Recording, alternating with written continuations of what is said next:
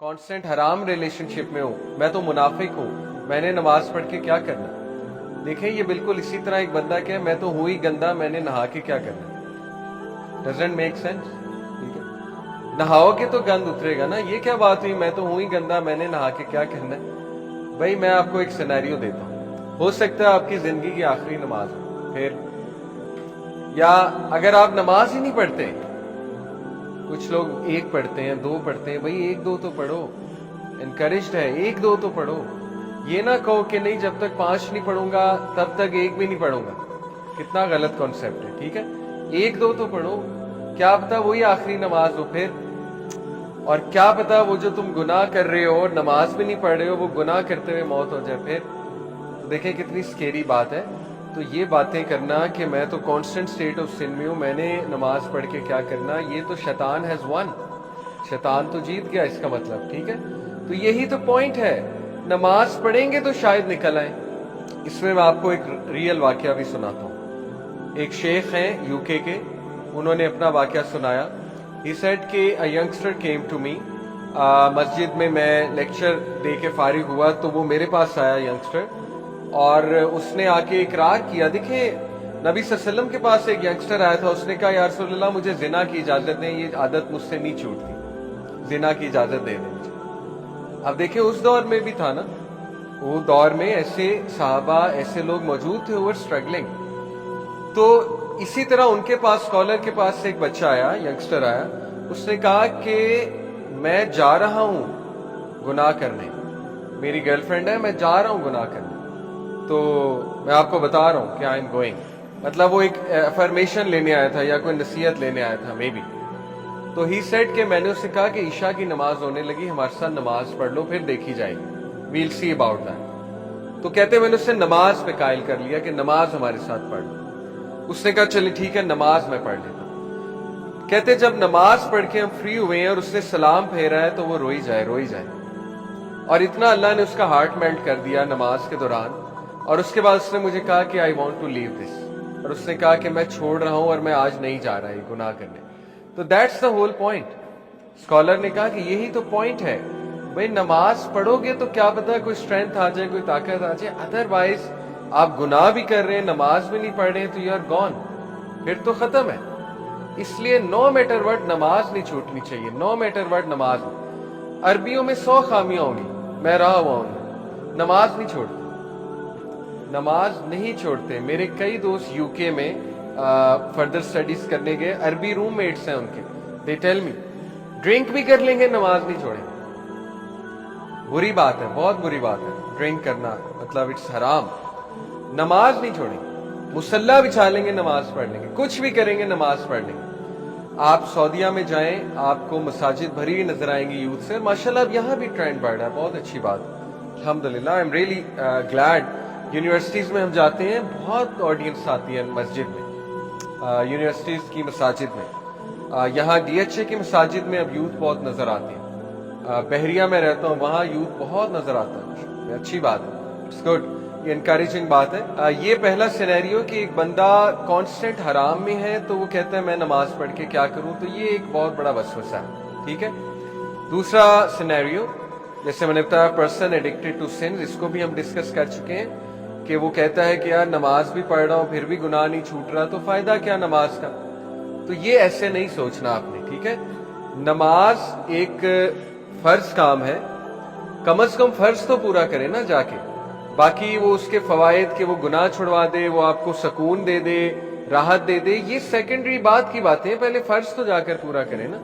तो ये भी एक वसवसा है। Then a person involve in an environment that doesn't foster good deed, ये एक रीजन होती है।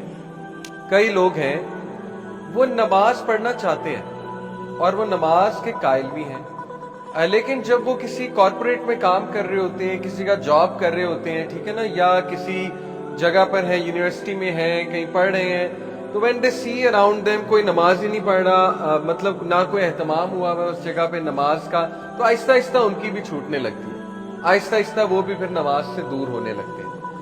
तो देन अगेन उन्हें चाहिए तो ये है कि वहां पर कोशिश करें, नमाज के किसी एहतमाम की, इंतजाम की कोशिश तो ये करनी चाहिए, और बल्कि दूसरों को भी इनकरेज करना चाहिए इस पे। लेकिन रिगार्डलेस खुद तो नमाज नहीं छोड़नी चाहिए। तो this is also one of the reason कि आपकी कंपनी आपको बहुत इफेक्ट कर देती है और आपका एनवायरनमेंट बहुत इफेक्ट कर देता है। चौथी रीजन है, ये एक रीजन हमारे सामने आई, बड़ी इंटरेस्टिंग रीजन। कुछ लोग इसलिए नहीं नमाज पढ़ते या दीन इसलिए नहीं सीखते क्योंकि उनके बैक ऑफ द माइंड एक फियर होता है। वो फियर ये होता है कि यार अगर अभी हमने नमाज पढ़नी शुरू कर दी तो हम नेक बन जाएंगे, और नेक बन जाएंगे तो मौजें खत्म हो जाएंगी, मजे खत्म हो जाएंगे। ये है, कई नौजवानों ने मुझे बताया, मतलब इट्स वेरी सरप्राइजिंग।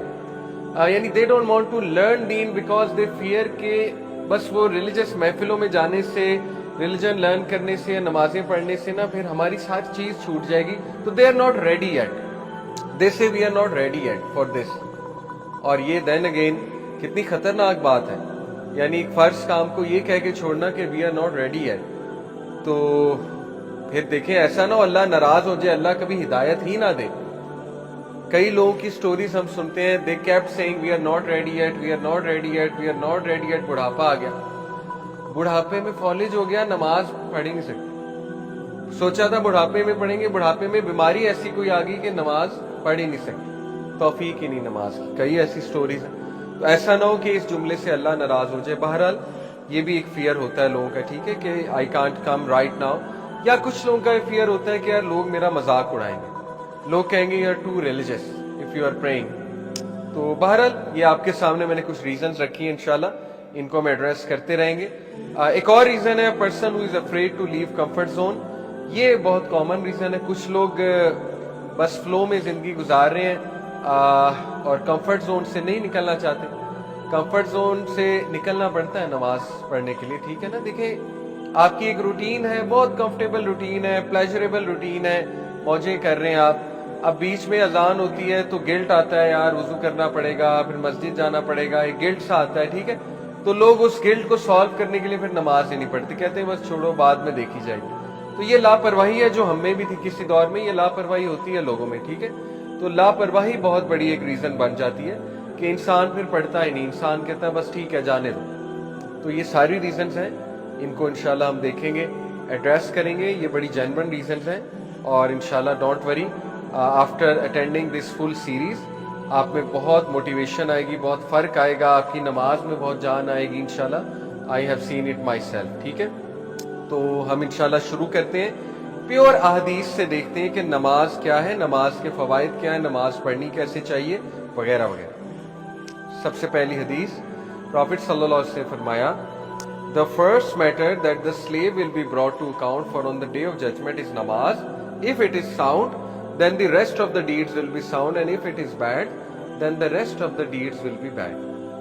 अब देखें कितनी क्लियर कट बात है, सही हदीस है कि सबसे पहले क़यामत वाले दिन सवाल नमाज के बारे में, ना डिग्रीज के बारे में होगा, ना पैसे के बारे में होगा, ना किसी और चीज के बारे में होगा। सबसे पहले नमाज के बारे में सवाल होगा। जिसकी नमाजें ठीक निकल आई उसके बाकी अमाल भी ठीक होंगे, जिसकी नमाजें ठीक ना निकली उसके बाकी मामलात भी ठीक नहीं निकली। ये बिल्कुल इसी तरह कि मैं आपको कहूं कि देखो मैथ्स और इंग्लिश ठीक कर लो, बाकी सब्जेक्ट्स ठीक हो जाएंगे, क्योंकि मैथ्स और इंग्लिश बहुत ज्यादा रिलेटेड है बाकी सब्जेक्ट्स।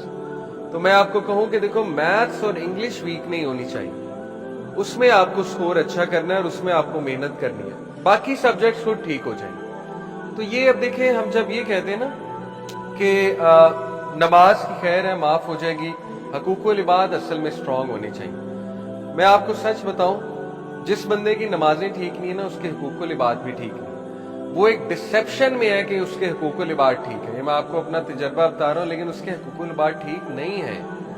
उसकी डेफिनेशन कुछ और हो सकती है हकूकुल इबाद ठीक होने की, उसके हकूकुल इबाद ठीक नहीं है। हकूकुल इबाद स्टार्ट ही फैमिली से होते हैं।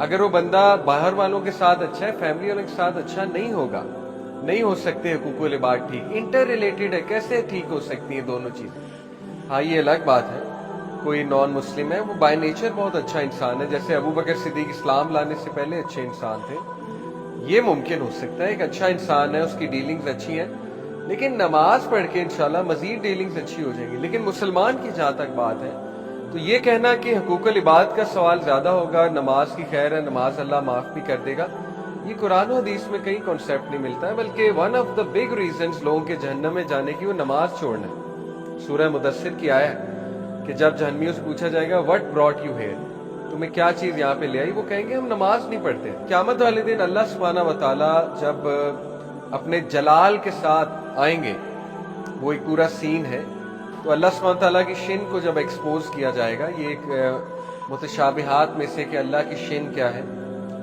تو اس آیت میں ہے کہ تمام مومنین سجدے میں گر جائیں گے، کچھ لوگ نہیں گر پائیں گے، ان کی کمر اکڑ جائے گی۔